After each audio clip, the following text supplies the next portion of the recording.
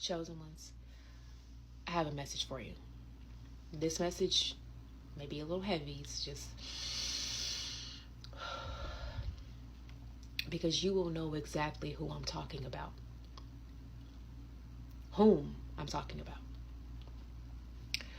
Rotten fruit has to fall to save the bunch.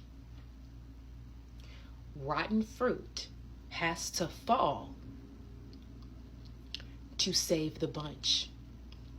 You know how they say one bad apple can spoil the bunch? Rotten fruit always falls. Rotten fruit has to fall in order to save the bunch. Right now, within your dynamic of your bloodline, the people that you share a DNA with, there's rotten fruit.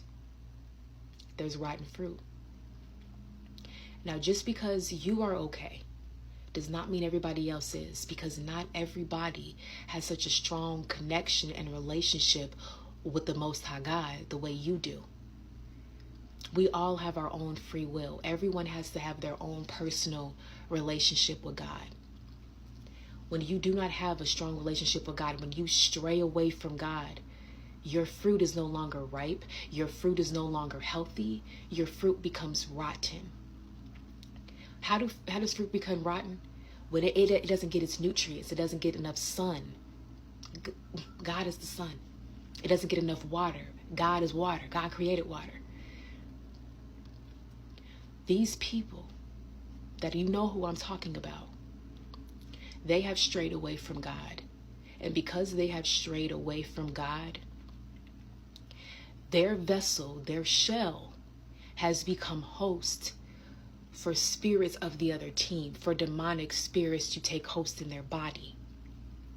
And these demonic spirits have been studying these people to where they talk like them, act like them, behave like them, but it's not them.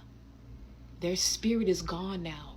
It's just the spirit that was once within them died a long time ago and is no longer there. Now that vessel is just host for demonic spirits to cause chaos and havoc and darkness. Oh, thank you, Lord. My phone just went a little bit dark as I said darkness. To create darkness, a shadow of darkness in your family. These narcissistic demonic spirits is trying to keep you way down. Part two to this message for chosen ones. The rotten fruit has to fall to save the bunch.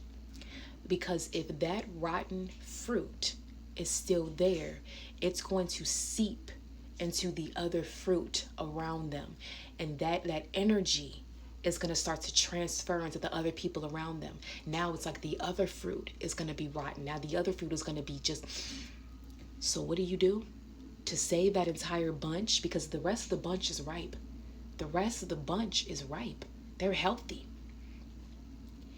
So to save the bunch, you got to remove the rotten fruit. People make their own choices. They make their own decisions. They have free will, just like you have free will. And what you did with your free will is you did the righteous thing. You did what God has called you to do. You lived your life according to God. When you went through hardship, you went through painful experiences, you healed yourself. You went to God when you had your personal pain.